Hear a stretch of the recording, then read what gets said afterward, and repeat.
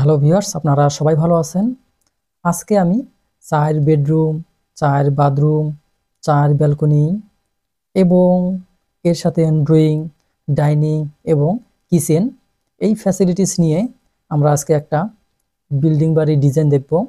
তো এই বিল্ডিং বাড়ির ডিজাইনের জন্য এক ভাই কমেন্ট করছিল যে আমার 4টা বেডরুম, 4টা বাথরুম এবং 4টা ব্যালকনি বা বারান্দা, এর সাথে kitchen room, drawing room, dining room, এই জিনিসগুলো ওনার লাগবে। তো আজকে আমরা এখানে যে ডিজাইনটা নিয়ে আলোচনা করব, এই ডিজাইনের মাপ আছে এখানে 38 ফিট 9 ইঞ্চি বাই 37 ফিট 6 ইঞ্চি। এই মাপের এই জায়গাতে 4টা বেডরুম, 4টা টয়লেট আর আপনার 4টা ব্যালকনি বা বারান্দা এবং kitchen room, dining room, drawing room. তো আমরা এখন এই রুমগুলোর সাইজ জানবো এবং আমরা কিছু সাথে সাথে গুরুত্বপূর্ণ তথ্য জানবো। তো আমরা এখানে যে ডিজাইন নিয়ে আলোচনা করব, এই ডিজাইনের মেইন গেট হচ্ছে এইখানেই, main gate, main door, main door, এই যে এটা হচ্ছে মেইন ডোর। আর এই মেইন ডোর এখানে আছে 42 ইঞ্চি। মেইন ডোর আমরা 42 ইঞ্চি পেলাম। মেইন ডোরের পরে যে অংশ লিভিং স্পেস, এই লিভিং স্পেস বিশাল বড় লিভিং স্পেস বা আমরা এটাকে ড্রয়িং রুম বলতে পারি। এই লিভিং স্পেসের সাইজ আছে আমাদের এখানে 18 ফিট 7 ইঞ্চি বাই 10 ফিট, এরকম মাপের একটা লিভিং স্পেস আছে। এই লিভিং স্পেস পরেই এই জায়গাটা দেখতেছেন বিশাল বড়, এটা হচ্ছে ডাইনিং স্পেস। আর এই ডাইনিং স্পেসের সাইজও আপনার 17 ফিট 5 ইঞ্চি বাই 10 ফিট 5 ইঞ্চি। আমরা বিশাল বড় ড্রয়িং এবং ডাইনিং রুম পেলাম। এখন আমরা রুমের যেই মাপগুলো সেগুলো নিয়ে আলোচনা করব। যেহেতু আমাদের এখানে 4টা বেডরুম, আমরা এখানে বেডরুম, গেস্ট বেডরুম, আর এই গেস্ট বেডরুমের সাথেই কিন্তু টয়লেট নাই। এই গেস্ট বেডরুম এই সাইজটা হচ্ছে 13 ফিট বাই 10 ফিট, এদিক দিয়ে 13 ফিট এবং এদিক দিয়ে 10 ফিট। এরপরে যদি আমরা আসি এখানে এই বাম পাশে মাস্টার বেড, এই মাস্টার বেডের সাথে একটা ব্যালকনি আছে এবং একটা অ্যাটাচ টয়লেট আছে। এই ব্যালকনির এখানে গ্লাস থাকবে, আপনারা এই গ্লাস 2টা পার্ট থাকবে। এই গ্লাস খুলে দিলে কিন্তু সারাদিন আলো বাতাস পাবেন এই রুমের জন্য, এতে লাইট জ্বালানোর প্রয়োজন হবে না দিনের বেলা। তো মাস্টার বেডের সাইজ হচ্ছে 10 ফিট 3 ইঞ্চি বাই 10 ফিট 5 ইঞ্চি এবং এর সাথে যে টয়লেট আছে এই টয়লেটের সাইজ হচ্ছে 4 ফিট 6 ইঞ্চি বাই 8 ফিট 6 ইঞ্চি। আপনারা আপনাদের চাহিদা অনুযায়ী এই টয়লেটের মাপ কম বেশি করতে পারবেন। এখানে 8.5 ফিট আছে, আপনারা 7 ফিটও কিন্তু এই টয়লেটটা নির্মাণ করতে পারবেন। এরপর আসবো আমরা পরের মাস্টার বেড। যেহেতু এখানে 4টা রুম, আমরা 2টা মাস্টার বেড ধরে রেখেছি, মাস্টার বেড 1, মাস্টার বেড 2। তো এই মাস্টার বেডের সাইজ হচ্ছে 14 ফিট বাই 15 ফিট 5 ইঞ্চি। এই 15 ফিট 5 ইঞ্চি কিন্তু এখান থেকে এখান পর্যন্ত 15 ফিট 5 ইঞ্চি, বিশাল বড় একটা রুম, মাস্টার রুম। আর এই মাস্টার বেডের সাথে আমাদের একটা বিশাল বড় ব্যালকনি রয়েছে। এই ব্যালকনির মাপ আপনারা এদিক থেকে কাজগুলো করে গেলেই বের হয়ে যাবে। তো যাই হোক, এই রুমের সাথে একটা অ্যাটাচ টয়লেট আছে আর এই টয়লেটের মাপ হচ্ছে 7.5 ফিট বাই 4 ফিট, এদিক দিয়ে 4 ফিট, এদিক দিয়ে 7.5 ফিট। এরপরে আমরা ডান পাশের দিকে আসছি, এখানে চাইল্ড বেড দেওয়া আছে আমাদের। আর এই চাইল্ড বেড বা শিশু বেড, এই চাইল্ড বেড আমাদের সাইজটা দেওয়া আছে 10 ফিট, এদিক দিয়ে 10 ফিট 5 ইঞ্চি বাই 11 ফিট এবং এই চাইল্ড বেডের সাথে কিন্তু একটা কি আছে, ব্যালকনি আছে বা বারান্দা আছে। এই জায়গাতে একটা আমাদের বারান্দা অবস্থিত। আর এই মাপটা আপনারা এখানে 6 ইঞ্চি কমাতে পারেন, যদি 6 ইঞ্চি কমান তাহলে এই ব্যালকনিটা একটু বড় হবে। তো যাই হোক, এই চাইল্ড বেডের সাথে একটা অ্যাটাচ টয়লেট আছে, একটা আমরা ব্যালকনি পেলাম, একটা অ্যাটাচড টয়লেট পাবো। আর এই অ্যাটাচ টয়লেটের সাইজ হচ্ছে 4 ফিট 6 ইঞ্চি বাই 7 ফিট, এই একটা মাপ চলে গেল। আমরা যদি এদিকে আসি, আমাদের এখানে কিচেন রুম, আর এই কিচেন রুমের সাথে যে ফ্যাসিলিটিস বা যে সুবিধা রয়েছে সেটা হচ্ছে এখানে একটা বারান্দা বা ব্যালকনি দেওয়া আছে। আর এখানে এই জায়গাটাতে গ্লাস ব্যবহার করলে আপনাদের সবসময় আলো পাবেন আপনারা দিনের বেলা।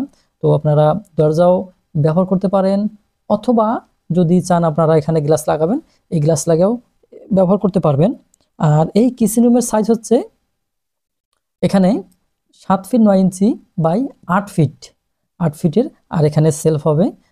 যেহেতু এই দিকে আপনার জানলাটা রাখা হয়েছে, এই জানলার সাথে কি হবে, গ্যাসের চুলা বসার জায়গাটা হবে। এরপরে আমি যদি ডাইনিং স্পেসের এই অংশটা দেখি, এই অংশতে আমাদের একটা কমন টয়লেট আছে। আর এই কমন টয়লেটের সাইজ হচ্ছে 4 ফিট 6 ইঞ্চি বাই 6 ফিট 7 ইঞ্চি।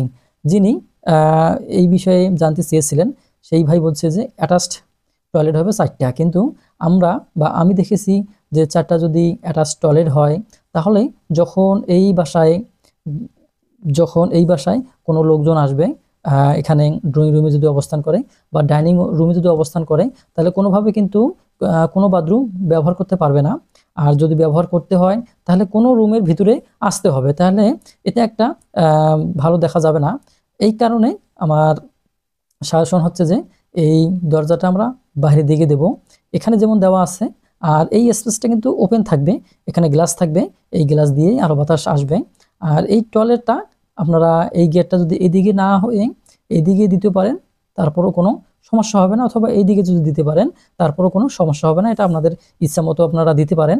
আর আমি একটা কথা বলবো যে আমি যে ডিজাইনগুলো নিয়ে আলোচনা করি, এগুলো হচ্ছে বেসিক বিষয়ে আলোচনা করি। একটা বাড়ি তৈরি করতে গেলে যে জিনিসগুলো লাগে বা যে জিনিসগুলো বিবেচনা করতে হয়, আমি কিন্তু সেই বিষয়ে আপনাদের মতামত দেই বা আপনাদের তথ্য দিয়ে থাকি। তো যাই হোক, আমরা এখন যে বিষয়গুলো দেখব, এখানে কলাম যদি আমরা চিন্তা করি, আমরা কলাম এখানে 1 2 3 4 5 6 7 8 9, এখানে কিন্তু 9টা কলাম দেওয়া আছে।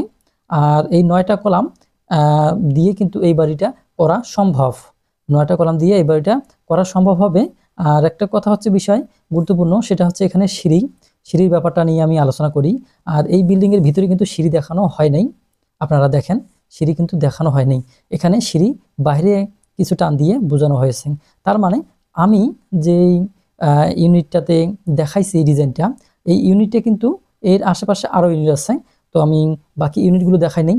ওনার যে পছন্দ 4টা বেডরুম, 4টা বাথরুম, 4টা বারান্দা, এই কারণে আমি এই ডিজাইনটাই সাজেস্ট করব। আর যদি আপনারা এরকম বিল্ডিং এককভাবে তৈরি করতে যান, তখন আপনাদের এই সিঁড়িটা দিতে হবে এখানে, আপনাদের এখানে সিঁড়িটা দিবেন, তখন লিভিং স্পেসটা ছোট হয়ে যাবে। অথবা আপনারা এই রুম আছে এখানে কত 13 ফিট, আপনারা এই রুমটা কমে দিতে পারেন, কমে দেওয়ার পরে আপনাকে এইখানে দিতে হবে এই সিঁড়িটা। আর যদি আপনাদের সামনে এরকম জায়গা থাকে, তাহলে এই দিক থেকে আপনারা দিতে পারেন এই সিঁড়িটা। এখন আমরা জানলাম যে এই বিল্ডিংয়ে মোট 9টি কলাম আছে। আমরা একটু লিখি যে টোটাল কলাম